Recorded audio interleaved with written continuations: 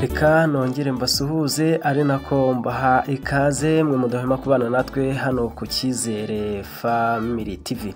Waba uherereye mu Rwanda, waba uri Uganda, Tanzania, Kenya, Burundi, Congo ndetse n'ibindi bihugu bigiye bituzengurutse, ndetse n'abandi mugiye muherereye ku mugabane wa Afurika mu bihugu bigiye bitandukanye, abari ku migabane igiye itandukanye muri kutwumvira kuri iyi chaîne ya Cyizere Family TV. Reka mbabwire ngo mukomeze kugubwa neza kandi Imana ibahe umugisha mu byo mwerekejeho amaboko niba ari byiza.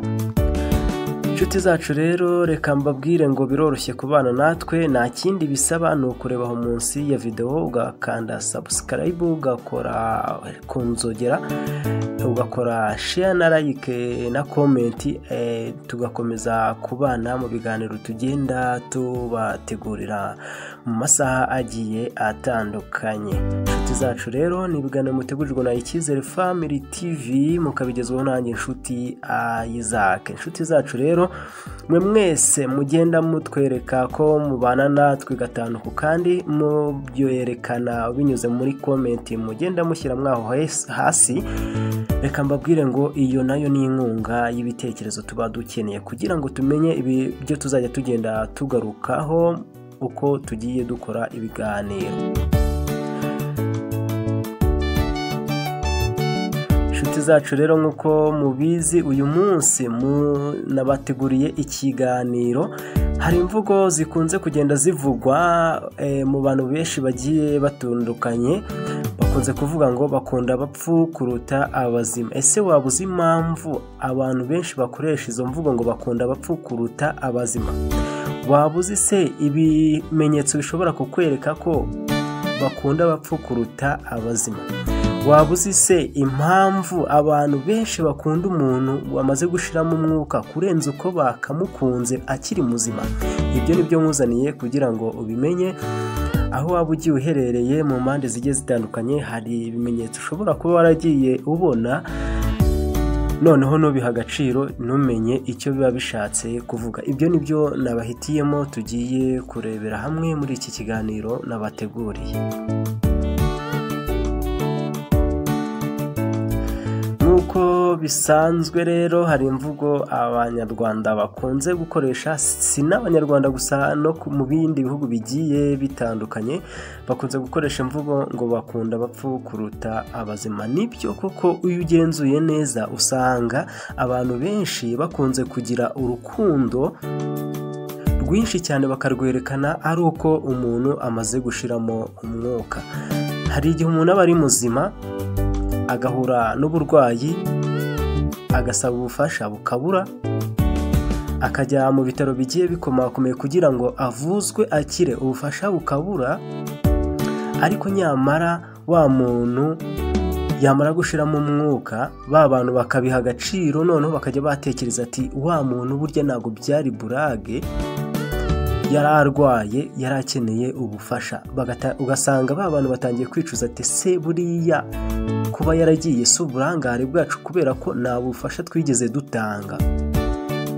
Sasa noneho wa muntu yamaze gushiramo umwuka, niba uzasanga abantu benshi ku masitatasi yabo bapostinze ku mbuga zigiye zitandukanye, ku mbuga nkoranyambaga, zaba Facebook, yaba Instagram, yaba YouTube, n'imbuga zose zigenda zikoreshwa zigaragaza amafoto ndetse n'amavideo, niho uzasanga abantu benshi bari gupostinga uyu muntu twamukundaga, uyu muntu yaducitse. Ugasanga noneho batangiye kuzana bya bigwi byawe bimwe wagiye ukora, nibwo batangiye kubyibuka bavuga ngo uyu muntu rwose yakoze ibindi ngibi, uyu muntu yitondaga, uyu muntu yari imfura. Ese ibyo bintu kubera iki batigeze babikora akiri muzima? Inshuti yanjye, ni iyihe mpamvu ushobora gutekereza ngo ni iyihe mpamvu inshuti zawe ufite? Niba ufite smartphone ukoresha WhatsApp, hari abantu benshi bafite nimero zawe. Muri uko kugira nimero zawe, uzajya ureba amasitatasi yabo, uzasanga ushobora kumara umwaka nawe wari wapostinga iyo foto yawe kuri status ye, ngo avuge ngo runaka yakoze ibyiza runaka, yakoze ibyiza runaka, yakoze ibi runaka, yakoze ibi. Reka ibyo ngibyo ntago agira ute, ntago abipostinga, ntago ashobora gufata ifoto yawe ukiri muzima ngo ayishyireho. Ibyo ngibyo uzabisanga ku bantu bakeya, ibyo ngibyo uzabisanga ku bantu bakeya, ariko numara gushiramo umwuka uzasanga buri wese amafoto ari gucicikana, ngo runaka yagiye, runaka twamukundaga, runaka, amarira ari menshi. Ariko nkubwije ukuri ko nibamara gushyiraho itaka, amarira y'abo bantu arangirira aho ngaho ako kanya. Ubwo ni urugero rumwe nagira ngo mbereke ko abantu benshi bakunda abapfu kuruta abazima. Ikindi gikurikiyeho cyerekana ko bakunda abapfu kuruta abazima, uzasanga niba ushobora kuba utuye mu cyaro, ushobora kuba utuye mu mujyi, ushobora kuba utuye ahantu henshi hagiye hatandukanye, ushobora kuba ufite ababyeyi. Hanyuma rero kuba uba ufite ababyeyi ni byiza, kuba ufite inshuti ni byiza, kuba ufite n'abavandimwe nabyo ni byiza. Dore rero ikindi kizakwereka ko bakunda abapfu kuruta abazima.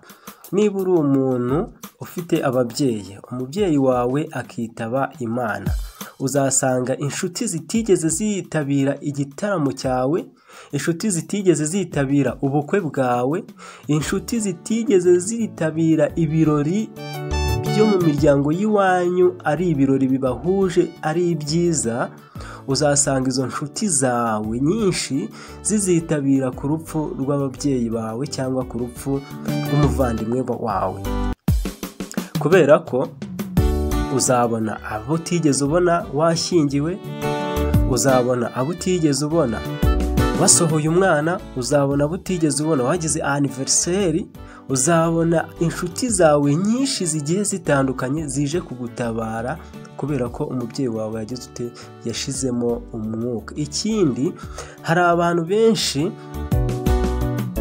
bavuka mu miryango imwe n'imwe igiye itandukanye, ugasanga niba umuntu agize amahirwe agiye gutembera, agize amahirwe arahiriwe, abonye amafaranga, abonye n'ubutunzi, wa muntu yamara kubona ibyo byose nyamara azi ahantu yaturutse.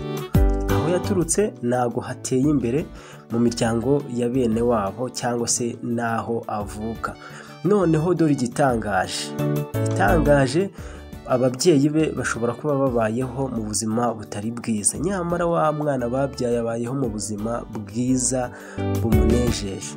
Noneho wa mwana akatera umugongo ba babyeyi bamubyaye, nyamara kubatera umugongo, wa mubyeyi noneho akajya avuga ati mwana wanjye mbayeho nabi, nta byo kurya, nta cyo kunywa, nta cyo kwambara na kimwe mfite.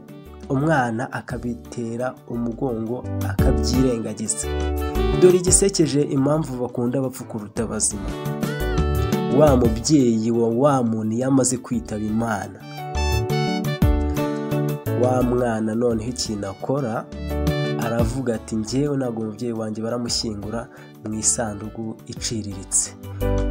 Ugasanga aguze serikeyi ya miliyoni 2 cyangwa serikeyi ya miliyoni 1, aguze amashuka, aguze ibintu byose, imodoka arakodesheje zitwara abantu zije kumushyingura, nyamara wa mubyeyi ugasanga ibyo batamukoreye akiri muzima anabirebesha amaso ye, noneho batangiye kubimukorera atarimwo arabireba, batangiye kubimukorera naga atari bubashime, batangiye kubimukorera mbega nta na kimwe azi. Nyamara ba bana be iyo baza kumenya ko wa mubyeyi ibyo yababwiraga ari ukuri, bari kumukorera ibyiza, bakamugaburira, bakamutunga, bakamufasha mu buzima bwe bwa buri munsi akiri muzima, akabashima, akabasigira umurage mwiza.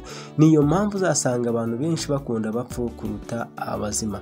Igitekerezo kimwe, umwana umwe yigeze ajya gutembera, agatembera arahirwa, bigenda neza cyane. Noneho umubyeyi we w'umupapa yari umuntu w'umushomeri, yisumaga umucanga. Hanyuma mu kwisuma umucanga, umufuka waje kumugwaho arapfa. amaze gupfa uwo mwana we wari ukize uba mu mujyi wakoreye amafaranga wayagwije, ategeka ko se bamara iminsi 7 bataramushyingura ari muri morgue. Iminsi 7 wa mwana, kubera ko iwabo hasaga nabi, yari inzu y'ibyatsi, wa mwana yategetse ko mu minsi 4 byonyine haraba huzuye inzu aho ngaho iwabo w'uwo mwana. Yashyiraho itegeko, barubaka vuba vuba. Mu minsi 4 inzu yari yuzuye, inzu ihagaze miliyoni zigera mu 8. Noneho dore igisekeje, wa mwana yaje gushyingura se. Bamaze kuza gushyingura se, wa mwana wubatse ya nzu noneho aratangira avuga ibigwi, niwe bahaye ijambo ryo kuvuga ubuzima se yarabayemo.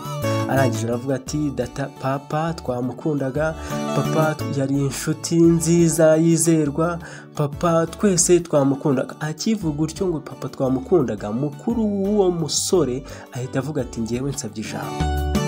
Aravuga ati rwose uyu nguyu murumuna wanjye yere kubeshya, nta kintu na papa yigeze amarirwa n'uyu murumuna wanjye.